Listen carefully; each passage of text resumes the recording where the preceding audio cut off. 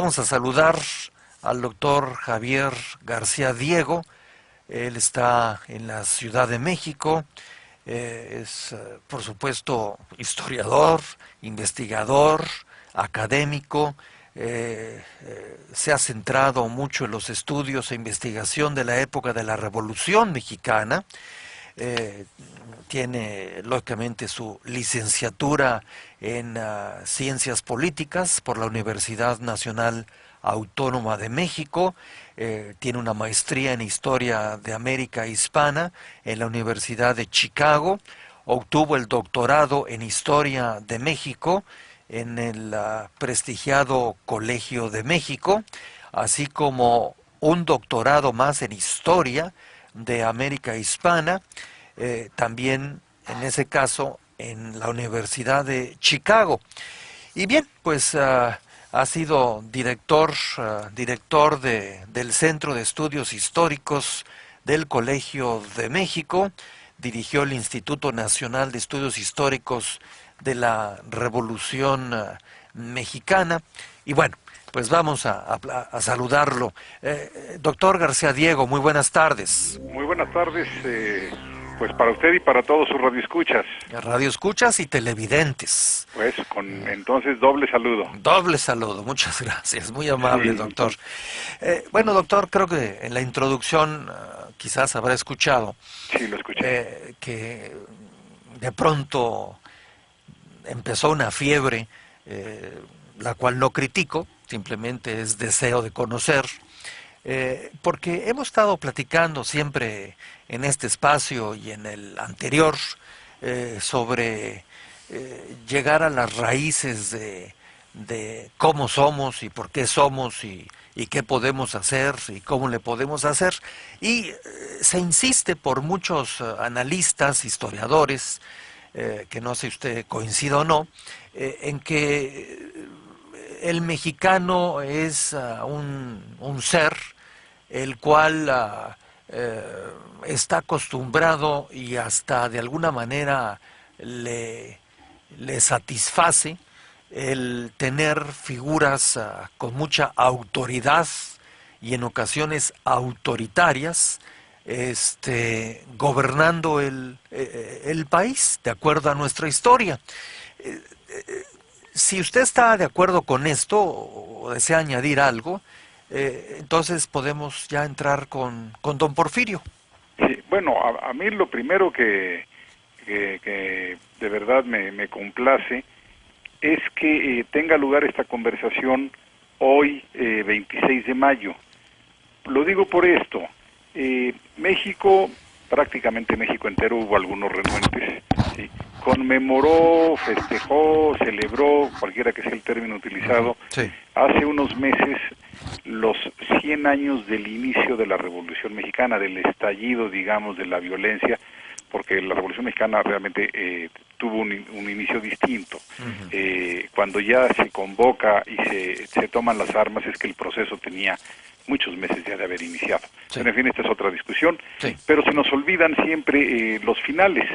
¿Cuándo conmemorar el final de la revolución? En el caso de la independencia es muy claro. Es septiembre de 1821. En el caso de la Revolución Mexicana no tenemos un final calendarizable.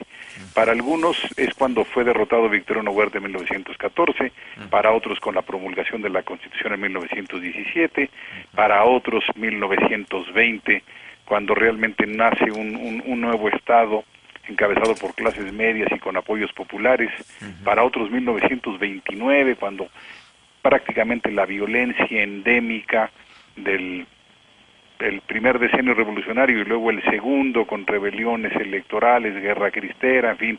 Otros piensan que es 1940 con el fin del gobierno de Cárdenas, sí. Y hay algunos políticos que piensan que la revolución es eterna. En fin, yo creo que es muy importante reflexionar estos días porque estamos cumpliendo entre el día 21, por ejemplo, y el día de ayer, dos fechas muy importantes que tienen que ver con el triunfo de la lucha maderista y el fin del porfiriato. O sea, ayer hace 100 años renunció Porfirio Díaz, lo que significaba el triunfo, no el triunfo de la revolución, significaba el triunfo de la fase maderista de la revolución.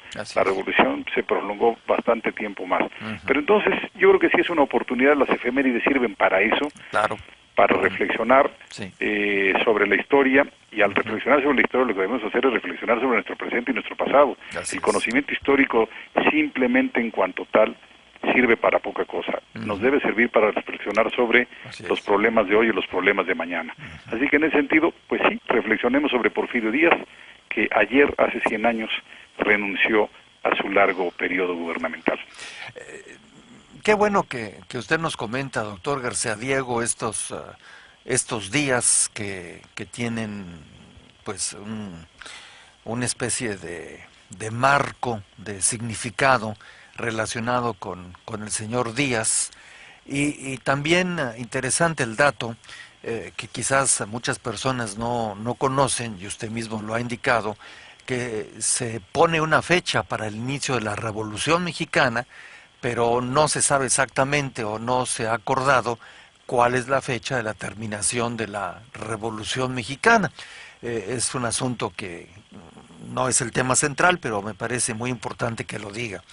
Hay un problema, permítame agregar algo. Sí. En el caso de la independencia, no solamente tenemos certidumbre sobre el final calendarizable, sabemos que el 27 de septiembre de 1821 entran las fuerzas del ejército trigarante, se redacta el acta de independencia, y es la diferencia fundamental con la revolución, no solamente en cuanto a fechas.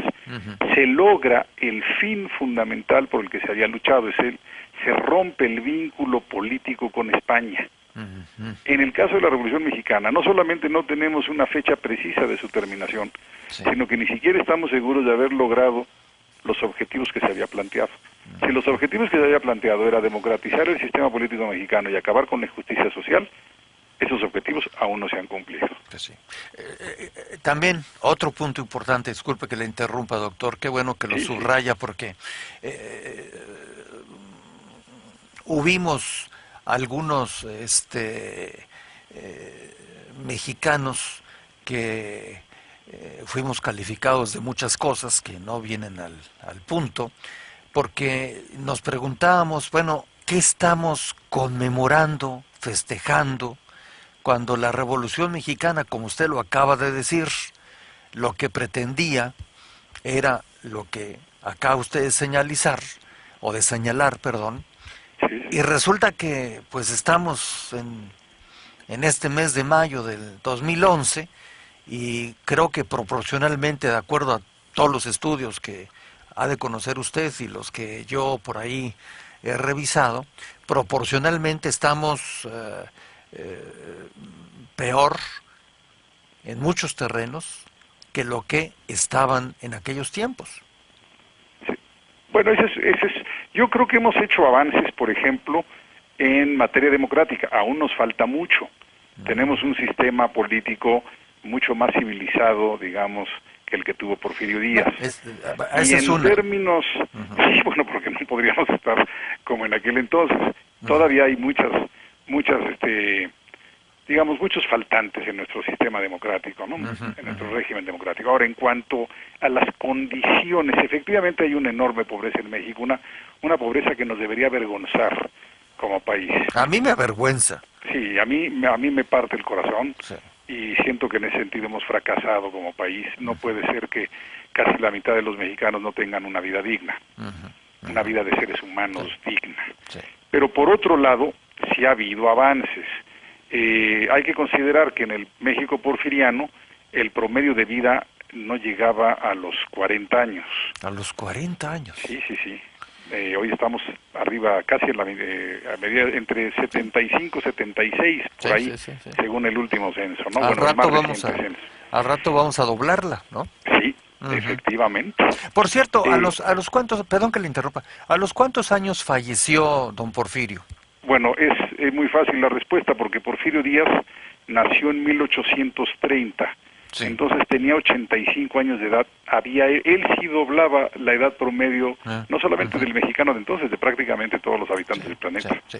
Por eso Que no estaban. le quise preguntar, porque él, pues sí, rompió con el promedio y Sí. hasta lo rebasó. Con mucho. Con mucho. Era un hombre fuerte. Nos cuentan sus biógrafos que él, además pues tenía una fortaleza congénita, era un poco artesano, entonces él mismo se fabricó ciertos, máquinas para hacer ejercicios. ¿Ah, sí? Sí, era un hombre fuerte.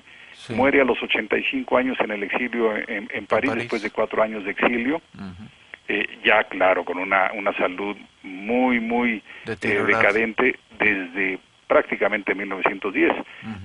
Hay que recordar que sus últimas imágenes en México son las imágenes de un hombre viejo y derrotado, amarrada la quijada por un dolor de muelas con un paliacate. Esa es la última imagen que tenemos de Porfirio Díaz. Bien, entonces el hombre hereda una constitución genéticamente hablando que lo lleva hasta esa edad, 85. Y además se cuidaba, hacía ejercicio. Y hacía ejercicio. Interesante que él mismo armó sus propios aparatos para hacer ejercicio, lo cual es interesante, ¿no? Que ahora los puede usted comprar o se va a un gimnasio, ¿verdad? Pero indica hasta qué punto este hombre quería estar en buenas condiciones físicas para llegar al grado de él desarrollar sus propios aparatos para hacer ejercicio, ¿verdad? Claro, él sabía que no tenía vocación, digamos, estudió algunos años de derecho, no los concluyó. Él sabía que su vocación eran las armas. Además, en México, pues en el siglo XIX, a más de muchos el destino los llevó a las armas. Estábamos en guerras internas y externas constantemente. Pero además, él y su padre eran artesanos, entre carpinteros, talabarteros, así que él mismo se fabricó. También conocía de armas, fabricante de armas, o por lo menos reparador de armas, así que pudo fabricar estos aparatos. O sea, el padre de él, su trabajo, vamos a decir, permanente, si se puede decir así, él se dedicaba ¿a qué? Artesano, carpintero, talabartero. Talabartero. Lo que fuera. Esto es lo que nos quiere decir realmente. Lo interesante es que era un hombre de la clase media pueblerina. Este es el dato fundamental, el origen socioeconómico de Porfirio Díaz, ¿no? Sí. Y entonces él, me imagino que pasó por algún tipo de educación formal para haber estudiado, usted me dirá, cuántos años o cuánto tiempo derecho. Sí, estudió algunos años de la carrera de Derecho, luego para poder sobrevivir incluso trabajaba en la biblioteca de la Escuela de Derecho. Ahí es una escuela de Derecho en Oaxaca, y ahí es cuando conoce a Benito Juárez, y ahí se empieza a vincular con el grupo liberal. Entonces, empezó a estudiar la carrera de Derecho, trabajaba ahí para, me imagino, pagar un poco el costo de sus estudios, de su manutención. Él era huérfano de padre, el padre muere pronto, y entonces... ¿Y la mamá? La mamá es una señora que toma la responsabilidad, digamos que es clase media, porque a pesar de ser viuda tiene la capacidad para comprar un pequeño rancho de nombre El Toronjo, pero no solamente eso, Díaz también... siendo huérfano de padre, con un tío muy influyente que estaba en la carrera eclesiástica, también hizo estudios en el seminario. No creo que tuviera mucha vocación, sino que era vocación sacerdotal, sino que era una especie de lector externo. La única manera de que él podría conseguir educación en las condiciones económicas que haya quedado la familia, con este tío, repito, que era medio tío tutor. Por parte de madre. O sea, él estuvo, entiendo, algún tiempo en la carrera sacerdotal. En el seminario como alumno externo. Como alumno externo. Sí, de esos que iban al seminario a tomar cursos, pero pernoctaban en su casa. Bien, bueno, o sea, indica que a pesar de todos los problemas que se le enfrentaban, el hombre pues era tenaz en lo que es cultivarse, estudiar, aprender. Sí, sí. fuera donde fuera, ¿verdad? Sí, el afán por el ascenso social, político y económico en Díaz es incuestionable, ¿no? Tenía realmente grandes deseos de ascender. Por ejemplo, lo vemos, termina la guerra, la guerra de intervención, 1867. Había sido un militar destacado durante la guerra, jefe del Ejército de Oriente, recupera Puebla y es el primero que entra a Ciudad de México, pero con esas credenciales y sin mayores antecedentes políticos, en 67 compite electoralmente contra Juárez. Digo, había muchas diferencias de jerarquía, claro. Y en 71 vuelve a competir. Luego, como ve que lo electoral no es lo suyo, sí, pues se rebela y alcanza el poder mediante una rebelión armada, la famosa rebelión de Tuxtepec hacia 76-77. Y a partir de entonces hasta 1911. Sí. A ver, este punto, bueno, todos los puntos que usted comenta, doctor Garza Diego, se prestan para varias preguntas, por eso que le estoy interrumpiendo para exprimirlo. Usted conduce el programa. Bueno, pues bueno, soy el exprimidor aquí. Sí, sí. Cuando Porfirio Díaz, después de lo que usted nos comentó en relación a derecho, el seminario, etcétera, ¿por qué entra al ejército? ¿Cómo se da este hecho? Bueno, es muy sencillo. Él, repito, nace en 1830, tiene una adolescencia pues con ciertas limitaciones por las condiciones originales del padre agravadas con su muerte, entonces queda huérfano. Empieza a hacer ciertos estudios, ciertamente se vincula al grupo liberal ahí al estudiar la carrera de leyes, la carrera de derecho, pero son años en los que los conflictos entre liberales y conservadores se dirimen muchas veces en el campo de batalla.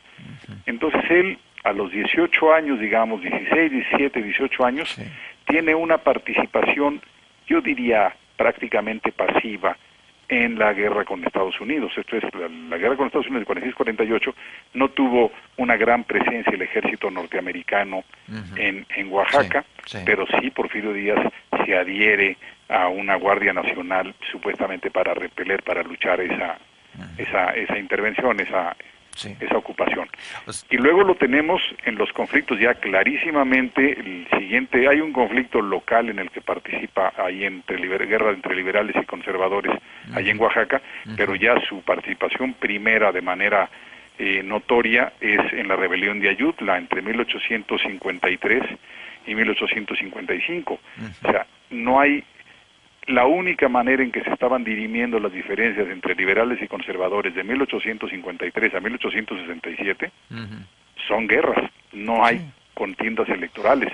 Es la guerra de Ayutla, 2 años ahí más o menos de paz, y luego otra vez la guerra de 3 años, principios de 58, aunque ya había habido también rebeliones conservadores en 56-57.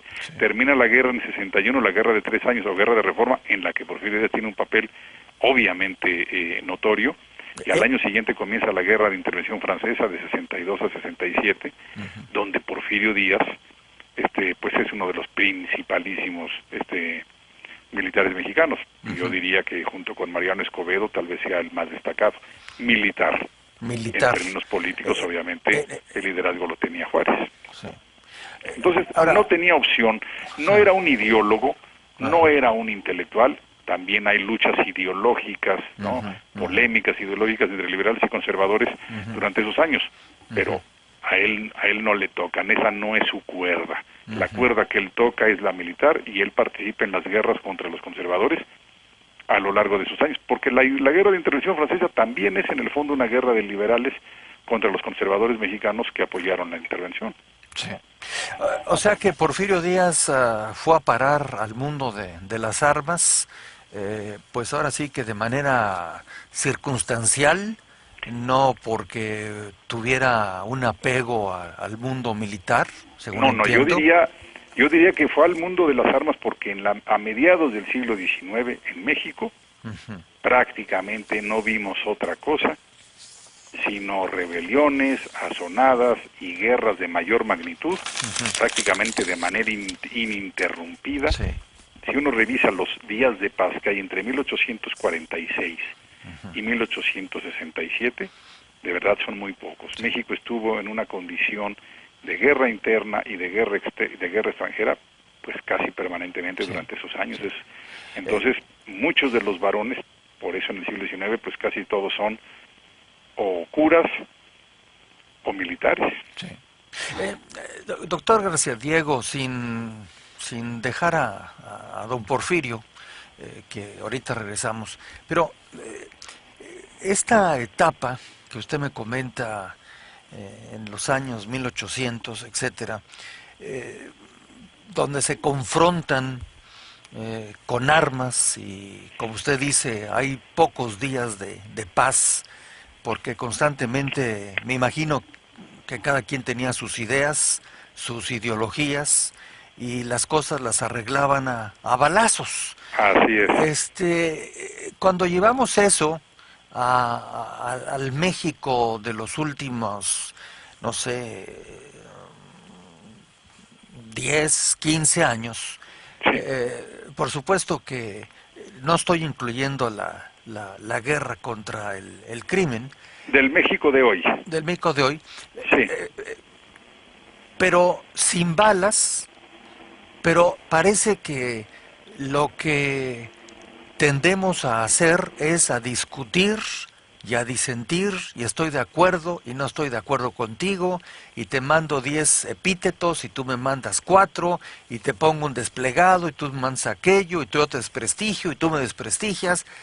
¿No hay algo que indica que nos es difícil el poder entender que somos una nación y que podemos tener diferencias, pero que al final de cuentas no tenemos que estarnos peleando o con pistolas o con campañas o discursos? Bueno, yo creo que hay aquí un tema fundamental. En México, pues, padeció guerras extranjeras en el siglo XIX, muy costosas, para comenzar, pues, la mitad de nuestro territorio. Sí. Y yo creo que habría dos factores que nos pueden servir para explicar aquellas derrotas. Sí. De entrada digo que México no tenía la capacidad para enfrentar a Estados Unidos y luego posteriormente a Francia, era un país inferior a aquellos dos. Pero aún así, ¿qué lecciones nos dan esas dos guerras? Uno, que México tenía un gobierno central débil.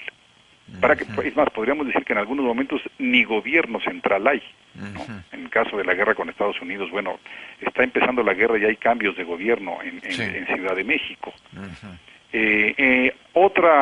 Además de la debilidad del gobierno central, la división entre los mexicanos. No podemos enfrentar grandes retos, llámese guerra internacional o llámese guerra del crimen organizado, si no estamos unificados en lo principal. ¿Sí? Era de verdad inverosímil cómo estaban los norteamericanos invadiendo México por el noreste, invadiendo México por el Golfo, prácticamente tomando Ciudad de México, tomando Alta California, y los mexicanos peleándonos en lugar de enfrentar al enemigo común. Es increíble, pero la intervención francesa contó con el respaldo de muchísimos mexicanos. Yo quiero destacar, cuando es fusilado Maximiliano, no está acompañado de dos franceses, está acompañado de dos mexicanos que colaboraron con él, colaboraron con la intervención, colaboraron en la lucha contra el gobierno de Juárez desde un principio. Esas divisiones, a veces, yo entiendo cuando hay diferencias ideológicas, es natural que las haya. Pero no podemos llevar nuestras divisiones al grado de debilitar al país. Pero eso nos convierte, o de hecho somos, en una sociedad, y usted me pone el tacho, la palomita, estoy preguntando, es una sociedad que le cuesta mucho trabajo ponerse de acuerdo, llegar a un punto medio entre tus ideas, mis ideas, etcétera, y que preferimos mejor gastar el tiempo inútilmente en ese proceso de discutir, pelear y hacer guerras, en vez Sí. de sentarnos mejor a construir. Bueno, yo estoy absolutamente de acuerdo.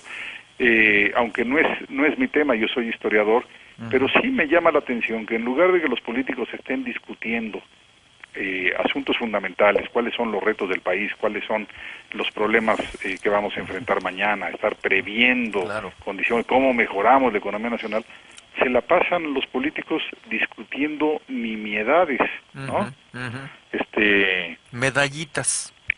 Bueno, era el tema que traía en la punta del dedo, que el secretario no haya cumplido con lo que dispone la ley, aunque la ley nos parezca ya una ley pues retrógrada, esto de pedir permiso para recibir una condecoración, bueno, vamos eso, pero es la ley. Él debió haber no solamente pedido permiso, parece que sí lo pidió, sino que tenía que esperar, porque la ley dice no tienes que pedir permiso, tienes tener que se te conceda. Exacto. ¿No? Sí, claro. Tuvo que haber esperado, pero de ahí hacer esto el tema político fundamental, pues realmente lo que estamos viendo es que tiene otros objetivos. Sí.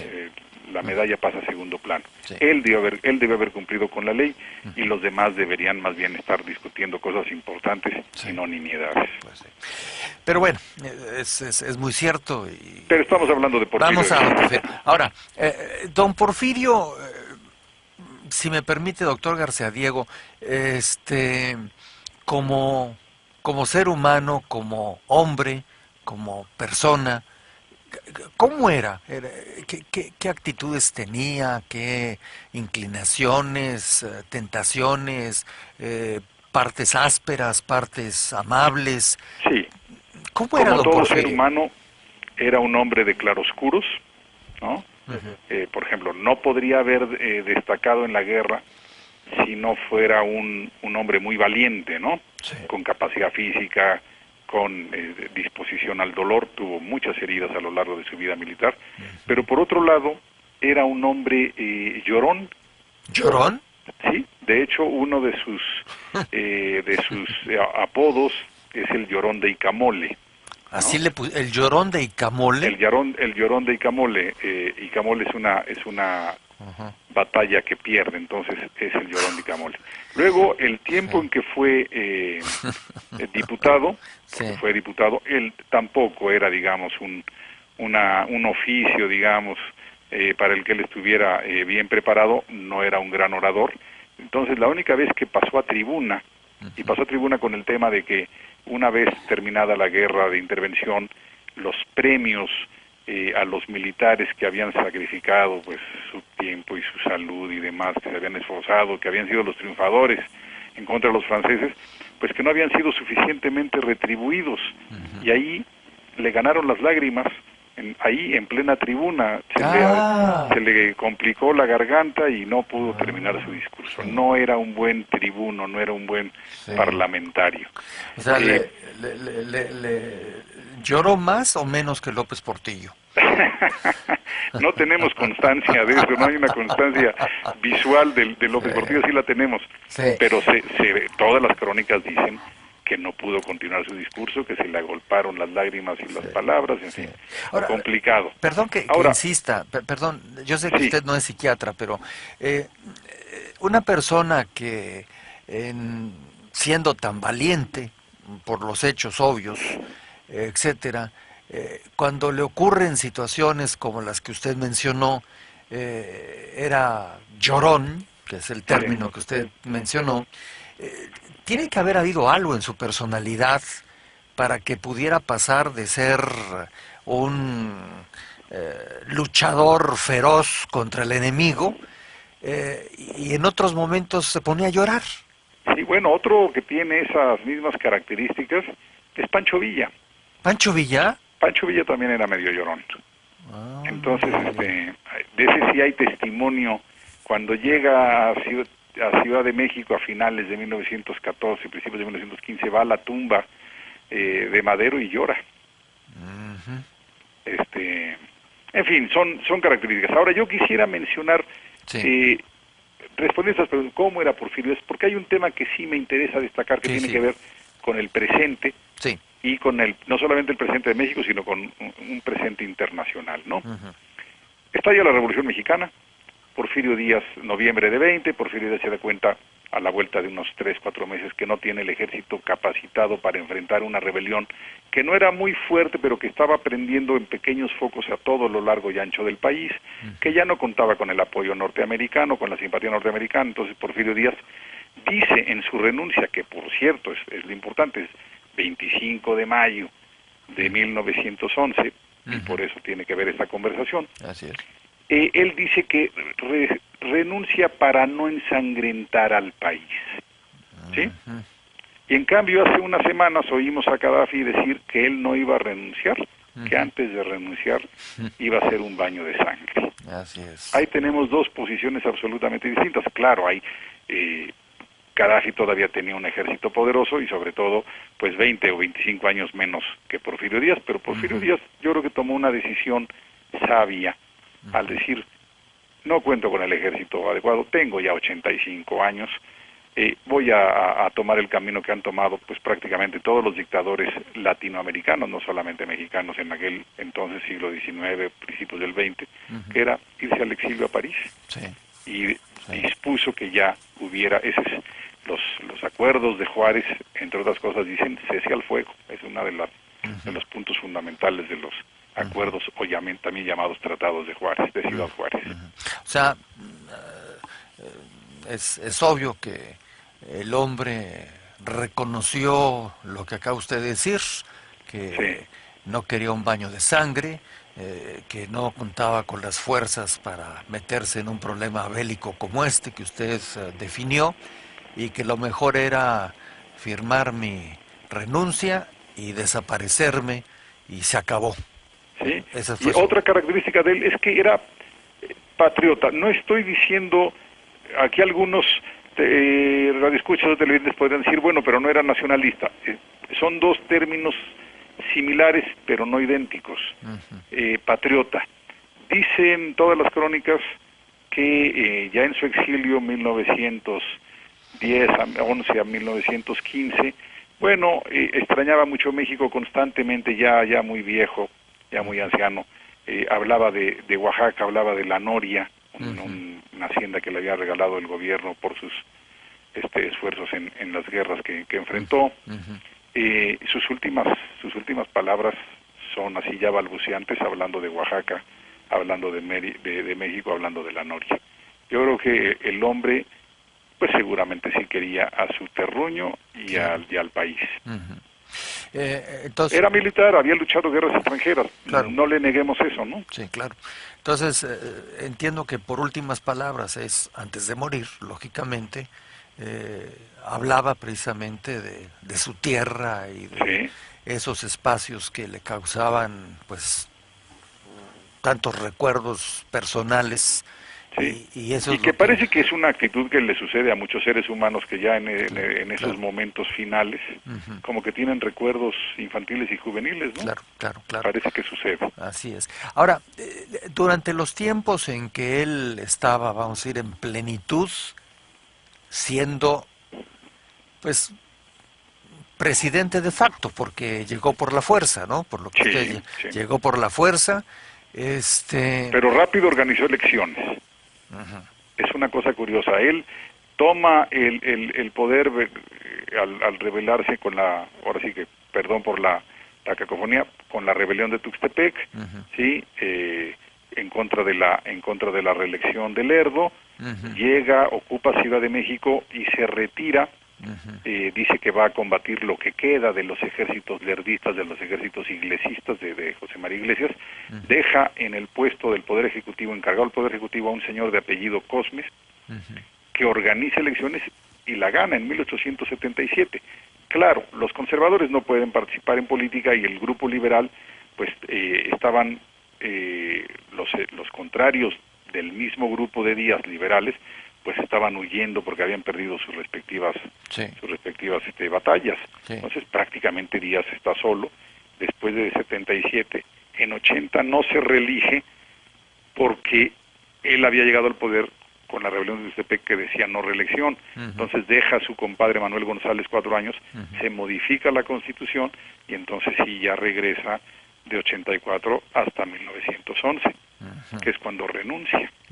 Y en el caso de la primera elección, que como usted dice, propiamente iba solo, este, si fuera analizada bajo los ojos de lo que definimos como democracia, ¿realmente ganó o fue al estilo priista? No, no, no. Primero que todo son diferentes tipos de elecciones. En el siglo XIX y bueno, hasta todavía la elección de 1910, la de Díaz, que cuando enfrenta a Madero, cuando Madero más bien enfrenta a Díaz, son elecciones indirectas. Entonces son muy distintas. Hoy no podríamos ni concebir ese tipo de elecciones en México, es muy difícil explicarla, pero entonces se hacen elecciones para elegir a los electores. Estos electores se reúnen y ellos son los que llevan, digamos, uno vota para otorgarles a ellos la voz. Estos se reúnen 15 días después, votan y entonces era como se llegaba. Sí, era como un colegio electoral, una cosa así. Digamos, no, lo que se le llama electores. Ellos, cada distrito tenía un determinado número de electores según el número de habitantes. Uno, digamos, le daba las responsabilidades a esos electores para que emitieran el voto a nombre, pues, de todo el distrito. Sí, lo señalo porque me suena medio parecido al modelo aquí de los Estados Unidos. Sí, efectivamente, ¿verdad? es una elección indirecta. Pero Exactamente. repito, en México, que tenemos elecciones directas desde 1911 y luego ya, obviamente, a partir de la Constitución, pues estas cosas no nos quedan Sí. muy claras, ¿no? Ahora, Entonces, yo sí, creo que sí son, pues no son elecciones necesariamente sí. democráticas. Ahora había otra cuestión, se da en las elecciones, por ejemplo, en la segunda elección de Juárez en contra de Díaz en la de 1871. Si no ganas por un suficiente número de votos, quien se convierte en colegio electoral, ¿sí?, en lugar de ir a una segunda vuelta, por ejemplo, es el Congreso. Entonces, pues sí, se me hacen que son legales esos procedimientos, así estaban estipulados en aquel entonces, pero se me hace más democrática una elección abierta y universal, Sí, por y supuesto. directa. Por supuesto, pero es interesante la analogía. Ahora, le preguntaba para no tenerlo todo el día a usted, No, yo encantado de hablar de historia. no, eso sí lo sé y le agradezco mucho, doctor García Diego, pero le decía hace rato, él ya sentado, Sí. como dicen, en la silla presidencial, su actuación, su administración, como dicen, su forma de gobernar, sus logros, ¿qué es lo que al final de cuentas, más allá de cómo llegó y que se eternizó en el poder y todo eso, finalmente cuál era el estilo y qué le dejó a México? Bueno, volvamos a la parte electoral y luego trato de contestar esto. Sí. Porfirio Díaz ganó todas estas reelecciones, digamos, hasta la de 1910, 84, 88, 92, 96, 1900, 1904, y luego crece a sexenio. De 4 se brinca a 1910.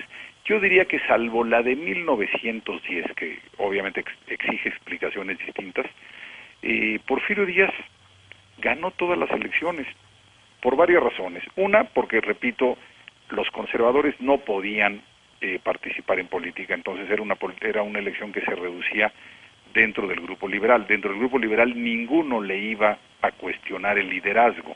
Entonces, prácticamente Porfirio Díaz ganó las elecciones porque era candidato único. Tenía por ahí un candidato que era medio de chunga, que se presentó en todas las elecciones, yo creo que más bien estaba loquito, un señor de nombre Nicolás de Zúñiga y Miranda. Pero ¿quién era este Nicolás de Zúñiga y Miranda para poder vencer a Porfirio Díaz? Segundo, y hay que aceptarlo, durante buena parte del periodo de Porfirio Díaz su gobierno fue eficiente. Entonces tenía el apoyo de la mayor parte de la población. Le había traído al país paz. Sí, porque lo que había vivido México en el siglo XIX desde 1810 pues era prácticamente una violencia casi permanente. Claro. Y este señor trajo paz. No vamos aquí a discutir cuáles fueron sus procedimientos, pero le le trajo crecimiento económico por primera vez en todo el siglo XIX. Hoy nos quejamos que llevamos no sé cuántos, que 10 años de no crecer, que 5 años de no crecer. Ahí llevaban un siglo de no crecer. Era impresionante la pobreza de México como país a todo lo largo del siglo XIX. Y él logró el crecimiento. Él logró el crecimiento. Entonces empieza pues, a haber empleo, a haber progreso, se duplica la población, hay mejores condiciones higiénicas. Tiene que ver esto pues con la urbanización, con el descubrimiento de medicinas, pero todo eso hace que la sociedad mexicana tenga una mejor calidad de vida durante el porfiriato. Entonces yo diría que sí gana las elecciones. La de 1910, en cambio, ya tiene otras características, porque por primera vez Díaz se enfrenta a un proceso electoral, el de 1910, con un opositor auténtico, Madero. Díaz se enfrenta al proceso de 1910 después de años de crisis, una crisis económica muy fuerte en 1907 y 1908, dos conflictos obreros muy importantes, Cananea y Río Blanco, el de Cananea además resuelto con la intervención de los Rangers norteamericanos, pues, que había erosionado la popularidad de Porfirio Díaz. A diferencia de las elecciones anteriores, la de 1910 la enfrenta Porfirio Díaz con un equipo dividido, un equipo escindido. Se habían peleado por la vicepresidencia los registas, con Bernardo Reyes a la cabeza, y los científicos con Limantur y Ramón Corral como jefes. Entonces, esa elección de 1910 igual y no la ganó, ¿sí? Vamos a dejarlo así. Sí. Eso en términos electorales. Ahora, en términos políticos, y voy a hacer, trataré de ser muy sintético. Yo creo que Porfirio Díaz era un gobernante, no voy a utilizar términos de bueno o malo, para no dar juicios éticos, pero yo creo que fue un gobernante eficaz, atinado para el México del siglo XIX, ¿sí? Un país que necesitaba un gobierno fuerte, un país que necesitaba urgentemente crecer económicamente, un país que necesitaba cierta centralización, que tenía que acabar con la desintegración que venía padeciendo el país, caciques, caudillos, falta de comunicaciones. Había regiones del país que no eran accesibles para la Ciudad de México, ¿no? A ese México, sí, el estilo, el sistema porfirista lo benefició. Por otro lado, uno de los costos de ese sistema fue pues la no democratización. Hay un crecimiento económico, pero no hay un crecimiento en institucionalidad política. Pero a lo que iba es a esto. Para el siglo XX, con el crecimiento económico que trajo el propio sistema porfirista, aparecen clases sociales nuevas, traídas por el propio crecimiento económico. Por ejemplo, clases medias, profesionistas. Por ejemplo, nace la industria, aparece el proletariado. Bueno, para el siglo XX, Porfirio Díaz resultó anacrónico, resultó inútil. No sabía, ¿sí?, cómo responder a las demandas de las clases medias y de los trabajadores, que lo que ellos reclaman básicamente son derechos laborales y democracia. Esos no es lo que piden los campesinos. Los campesinos tienen otros reclamos, ¿sí? A estos reclamos del siglo XX, Porfirio Díaz ya no supo cómo responderle. Usted me dijo que, si entendí bien, unos cuantos años antes de su renuncia, se tuvo una o dos situaciones económicas difíciles en su gobierno. Sí. ¿Qué fue lo que pasó? Bueno, es una crisis internacional que impacta severamente a México. Yo diría que hay dos problemas. Su economía, si bien está creciendo, ¿sí?, y es un modelo económico con algunos, como todos los modelos económicos, pues tenía también sus partes, digamos, riesgosas. Era un sistema económico muy dependiente de la inversión extranjera, en tanto que no había ahorro interno, ni privado ni público, ¿no? Era un crecimiento económico que se basaba en la exportación de productos naturales y en la importación de productos manufacturados. Era un sistema económico que dependía mucho pues del exterior, ¿no? Tanto para la inversión como para las importaciones. Era un sistema además que benefició a unos sectores sociales más que a otros. Cuando se dice que nada más benefició a unos, es un error. La prueba es que aumentó el promedio de vida y se duplicó la población mexicana, quiere decir que sí estaba beneficiando prácticamente a todos. El hecho de pasar, por ejemplo, del mundo rural al mundo urbano a trabajar en una fábrica ya es un ascenso, hay mejores condiciones de vida, por razones obvias. Pero sí podemos decir que había una enorme desigualdad en esos beneficios. Un sector de la población se benefició mucho más y un sector enorme de la población se benefició poquito. ¿Sí? Hubo regiones que se beneficiaron, como el norte de México, y hubo regiones que no fueron tan beneficiadas. Y hubo sectores, por ejemplo, la agricultura moderna, la agricultura de exportación, la industria textil, el incipiente sector petrolero, se beneficiaron. Las comunicaciones, ferrocarril, la minería, por ejemplo. Hay una cosa, la minería nueva, industrial, moderna, la plata y el oro van a la baja, pero cobre, zinc, van para arriba. Hay sectores beneficiados, sectores que no. La agricultura tradicional, por ejemplo, no se benefició, y esto es una de las razones que explica, no creció, una de las razones que explica el estallido de la revolución. La agricultura tradicional, maíz, frijol, no se duplicó como sí lo hizo la población. Y ahí tenemos un problema grave. Pero por otro lado, además, al margen o paralelamente a esta crisis estructural de su modelo, en 1907-1908 estalló una crisis internacional, se nos caen las exportaciones mexicanas, se nos encarecen las importaciones de insumos, de semillas, de maquinaria. Entonces muchos empresarios, al decir ya no tengo mercado exterior, pues bajo mi producción, cierro turnos, cierro la fábrica, ya no contrato este año nueva fuerza de trabajo, me quedo me quedo con lo que ya tenía de trabajadores. En el mundo rural lo mismo, los hacendados, al ver que se les están cayendo sus mercados externos, que se les están encareciendo las semillas, la maquinaria, pues bajan la producción, ya no contratan a los jornaleros, endurecen las condiciones de vida de los peones, le aumentan las rentas a los rancheros, a los arrendatarios, les endurecen las condiciones de trabajo a los medieros, a los aparceros. En fin, esto explica que la crisis le pegó a todos, a empresarios, clases medias, trabajadores, campesinos, y esto explica pues que haya participado sectores en la Revolución Mexicana como los Madero, como los Carranza, como los Maytorena. De otra manera no lo podríamos explicar. O sea, no suelen los hombres ricos participar en luchas armadas. Normalmente no suelen hacerlo, ¿verdad? No suelen hacerlo, aunque a veces hay por ahí algunas excepciones muy conocidas. Sí que las hay. Sí que las hay. Le quiero hacer unas 2, 3 preguntas más, doctor, porque adelante. Para dejar algo para otra ocasión y no yo estoy encantado. Hablando todo. de historia yo no tengo tiempo. Bueno,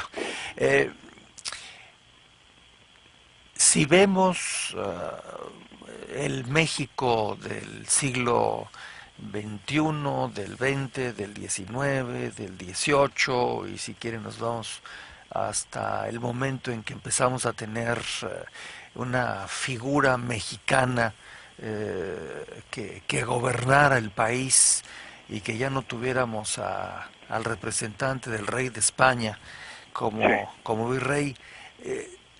Porfirio Díaz estaría calificado con un 10, con un 0, con un 5.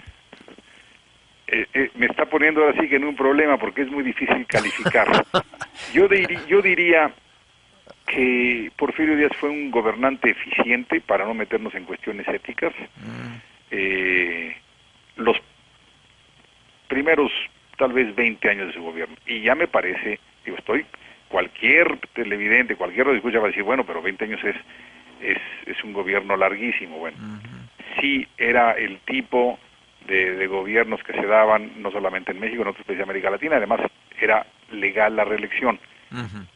Creo, sin embargo, que a partir de 1900 el gobierno de Porfirio Díaz deja de ser exitoso, y no solamente eso, aumentan sus características dictatoriales, ¿no?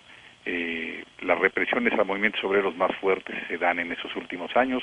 No hay un Cananea, digamos, hacia los 1890, 1895.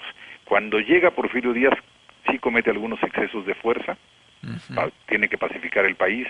Es el famoso caso de Mátalos en Caliente, este grupo de lerdistas de Veracruz, pero después de eso, digamos, no hay represiones de ninguna manera comparables a las de Cananea y Río Blanco. Ahí sí ya vemos a un Porfirio Díaz absolutamente decrépito, ¿no? Bueno, un exceso, por ejemplo, nunca había encarcelado a Zúñiga y Miranda en los procesos electorales. A Madero lo encarcela a la mitad del proceso electoral de 1910. ¿Y Madero hace la campaña, Madero, pero enfrenta las elecciones en la cárcel. ¿Qué pretexto le inventó o no le inventó a Madero para meterlo a la cárcel? Sí, ya había habido intentos de meterlo a la cárcel antes, durante la campaña, acusándolo de haberse robado Guayule. No, de verdad, insostenible. Cuando sí lo mete a la cárcel es ya en una gira como Madero como candidato presidencial 1910, está acompañado por un orador, o sea, iban discurseros, ¿no? Sí. Su nombre era Roque Estrada. Da un discurso en donde insinúa que si no se respeta el voto, podrían tomar las armas los mexicanos, va a haber una insurrección. Entonces lo acusan de que está convocando a la violencia. Llega un piquete de policías a detener a este orador. Madero, pues, como que protege que se escape, que huya, que no lo detengan. Y entonces en la siguiente ciudad, eso pasa en San Luis Potosí, siguen de gira, llegan a Monterrey y ahí aprenden a los dos, a Madero acusándolo de haber permitido la escapatoria de este colaborador suyo de nombre Roque Estrada. Entonces lo regresan a San Luis Potosí, y ahí permaneció en prisión durante las dos etapas de la elección, como era indirecta, y hasta que se escapa para refugiarse en Texas y organizar la lucha armada.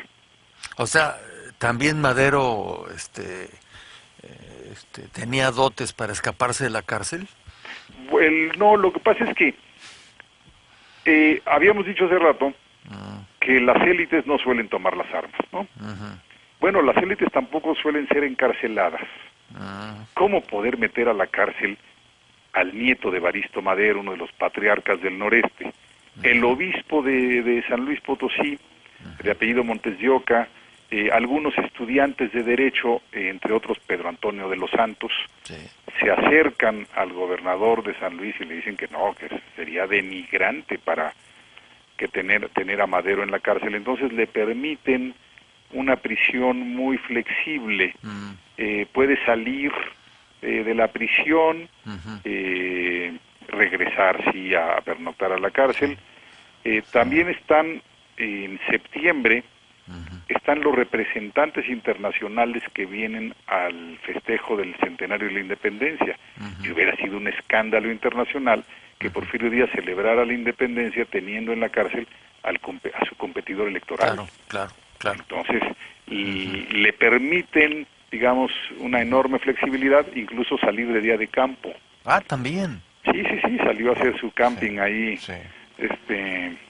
un día, y ya no regresó. O sea que fue a San Antonio, Texas. Sí, era un preso de entrada por salida. Así es. y entonces, cuando sale Madero mediante este método que nos explica doctor García Diego, se fue a San Antonio, Texas. A San Antonio, Texas.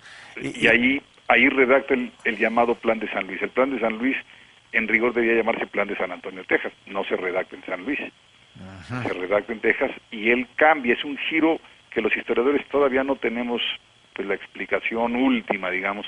¿Cómo es que un hombre tan pacífico, tan bueno, espiritista, élite, pasa de la lucha electoral a la lucha armada, ¿no? No es un proceso fácil, y menos en las condiciones económicas y en las condiciones psicológicas de Madero. Repito, era un ferviente pacifista, un espiritista consumado. Entonces, sí, es una de las preguntas que los historiadores que nos dedicamos a este periodo de la historia aún no hemos podido responder. Entonces, en suma, por esta ocasión, que le aprecio mucho el tiempo que le ha dado usted a nuestro público para platicar sobre este personaje, que nos explica muchas cosas, como usted lo dijo, que no todo es igual, pero hay muchas cosas que tienen ciertas ligas, ciertas relaciones entre el ayer y el hoy. Al final de cuentas, Sí. el, el general Díaz empezó a declinar en parte por su decrepitud, porque no encontraba las fórmulas para enfrentar el nuevo siglo Sí. desde el punto de vista económico para México, y se volvió una persona mucho más dura en cuanto a sus castigos, vamos a decir, a todos aquellos que no se querían portar no se querían portar bien con Sí, el digamos profesor que fue Díaz. duro al inicio, a su llegada al poder, Sí. luego tuvo años más estables Ujú. y luego otra vez incurrió en algunas Excesos. represiones Ajá. hacia de 1906 en adelante. Bien. ¿En alguna ocasión estuvieron juntos, conversaron, se conocieron Madero y Díaz? Sí, claro. Madero conocía muy bien a la familia, Porfirio Díaz conocía muy bien a la familia Madero. Ujú. Sabía muy bien quién era don Evaristo, el abuelo, el patriarca de la familia, un hombre muy conocido de Díaz y de todo el aparato político, sobre todo de los científicos, de Limanturi y demás. Ujú. Pero se sabe que hay una entrevista que tienen Madero y Porfirio Díaz cuando Madero está en la etapa organizativa del partido antirreeleccionista. Sí. Porfirio Díaz lo recibe, se lleva una imagen de él como de un hombrecito, no percibe que ahí hay un gran reto, Ujú. lo ve menor, Ujú. y Madero también se lleva una imagen de un Porfirio Díaz decrépito, ya Ujú. anciano, ya viejo. No Ujú. hubo acuerdo, no hubo entendimiento, se buscaba pues una transición pacífica, esto es que Porfirio Díaz pues permitiera las elecciones, que reconociera resultados. Ujú. No hubo mayor acuerdo, y yo Ujú. creo que eso es lo que explica la revolución, Sí. que Porfirio Díaz no estuvo dispuesto a hacer concesiones Ujú. democráticas en el 1910. Una pudo Ujú. haber sido, y Madero estaba dispuestísimo a aceptarla, la vicepresidencia. Ujú. Esto es con la pues firme creencia de que Porfirio Díaz muriera durante el ejercicio presidencial y subiera al poder el Sí. vicepresidente. Sí. Pero Porfirio Díaz ni siquiera esa negociación Ujú. quiso hacer. Esa fue propuesta de Madero. Eh, Propuesta de, más que de Madero, del vicepresidente del Partido Nacional Antireeleccionista, Ujú. Emilio Vázquez Gómez, pero sí, Madero estaba dispuesto a esa negociación Ujú. De ser en, en, vicepresidente. Ujú. en cierto momento. Bien. También fue una propuesta que se hizo pues, en los círculos antireeleccionistas, Ujú. en los periódicos antireeleccionistas, eso Ujú. estaba digamos, Ujú. en la discusión, Ujú. como hoy se discuten que si alianzas, que si Bien. no presentamos candidatos, bueno, Ujú. igual los medios de aquel entonces discutieron la posibilidad de que Díaz cediera la vicepresidencia. Ujú.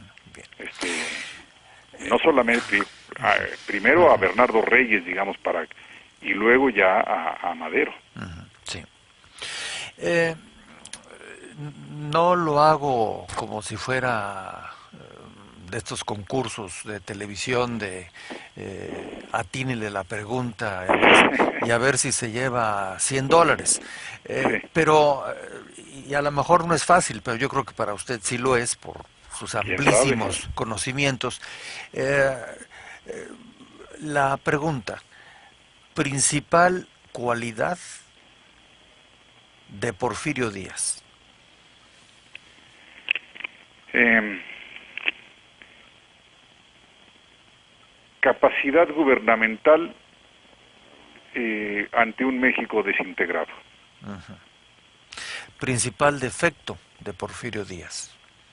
Dureza ante un país que ya quería la democracia, ya no requería mano dura, ya estaba integrado el país. No supo dar ese cambio, pasar de la necesidad de un hombre fuerte que impusiera disciplina y orden a principios de su gobierno, a un hombre que ofreciera cambios en 1910, cambios y concesiones. Y cerrando, ¿cuál es la principal característica positiva del señor Madero? La democracia. Podríamos decir que era una propuesta prematura, ¿no? Pero la democracia sería su principal aportación a la historia nacional.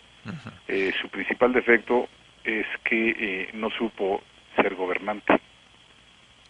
¿Qué le pasó? Es que en política hay muchas formas de ser político. Uno puede ser un gran político, digamos, como opositor, y al mismo tiempo ser un pésimo político en el ejercicio gubernamental. Conozco Madero varios. fue un gran opositor, movilizó a la población, la sensibilizó, creció sin que Porfirio se diera cuenta de la potencialidad que había ahí de oposición, pero una vez que llegó al poder, su ejercicio gubernamental fue lastimoso, para no decir trágico. Y recuerdo algunos casos recientes. Pues yo también, a lo mejor coincidimos, pero no, vamos a dejarlo así. Y seguramente el público también recuerda casos así. Sí, ¿verdad? Bueno, pues creo que atrás de todas las respuestas del doctor Javier García Diego, hay muchas enseñanzas, respuestas, preguntas, lecciones que nos dibujan a hombres importantes en un largo espacio del tiempo de México, y que pues nos indican y nos permite comparar, aunque no todo es igual antes que hoy, pero hay ciertas cosas que tienen una genética similar en su origen, y en este caso yo creo que con la descripción tan amplia que nos hizo el doctor García Diego del general Porfirio Díaz, y también, aunque no entramos mucho en eso, pero quizás otro día, si usted está de acuerdo, le molesto en el caso de... No es molestia, para hablar de historia siempre estaré dispuesto. Sí, no, si no quiero hablar de dinero con usted. Me refiero a economía. Pero creo que finalmente es muy importante, sobre todo en estos tiempos, doctor, y es algo en que nosotros desde nuestro rinconcito insistimos, en que seamos más cuidadosos como mexicanos a la hora de escoger, y que no nos vayamos con ejemplos como el que usted señaló al final, ¿verdad? Un Madero que resultó ser muy buen candidato, pero pues parece que no encontraba ni siquiera dónde estaba la puerta del baño de su oficina en Palacio Nacional, ¿verdad? Sí, yo creo que ese es el gran reto que tenemos los mexicanos, saber elegir lo mejor dentro del sector político. Va a costar trabajo encontrarlo, pero yo creo que tenemos como obligación buscar lo menos malo o lo mejor dentro de toda la clase política. Muy bien.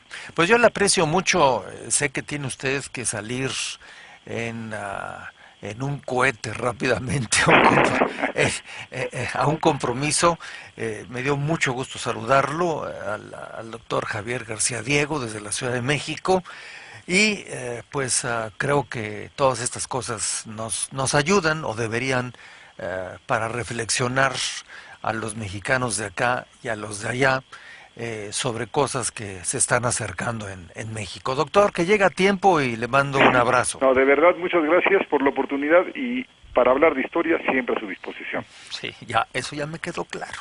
Bueno, y le mando un abrazo. Gracias, hasta luego, doctor. Hasta luego, gracias. Adiós.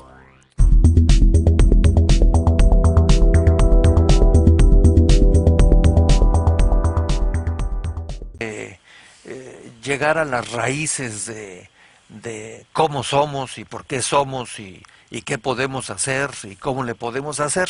Y se insiste por muchos analistas, historiadores, que no sé si usted coincida o no, en que el mexicano es un ser el cual está acostumbrado y hasta de alguna manera le, le satisface el tener figuras con mucha autoridad y en ocasiones autoritarias, gobernando el país, de acuerdo a nuestra historia.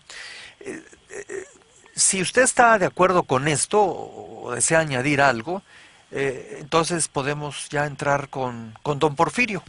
Sí, bueno, a mí lo primero que de verdad me complace es que tenga lugar esta conversación hoy, 26 de mayo. Lo digo por esto, México, prácticamente México entero, hubo algunos renuentes, ¿sí? Conmemoró, festejó, celebró, cualquiera que sea el término utilizado, Sí. hace unos meses los 100 años del inicio de la Revolución Mexicana, del estallido, digamos, de la violencia, porque la Revolución Mexicana realmente tuvo un inicio distinto. Cuando ya se convoca y se toman las armas es que el proceso tenía muchos meses ya de haber iniciado. Sí. Pero en fin, esta es otra discusión. Sí. Pero se nos olvidan siempre los finales. ¿Cuándo conmemorar el final de la revolución? En el caso de la independencia es muy claro, es septiembre de 1821. En el caso de la Revolución Mexicana no tenemos un final calendarizable. Para algunos es cuando fue derrotado Victoriano Huerta en 1914, para otros con la promulgación.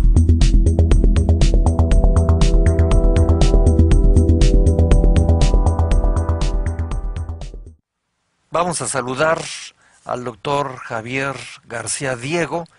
Él está en la Ciudad de México. Es, por supuesto, historiador, investigador, académico.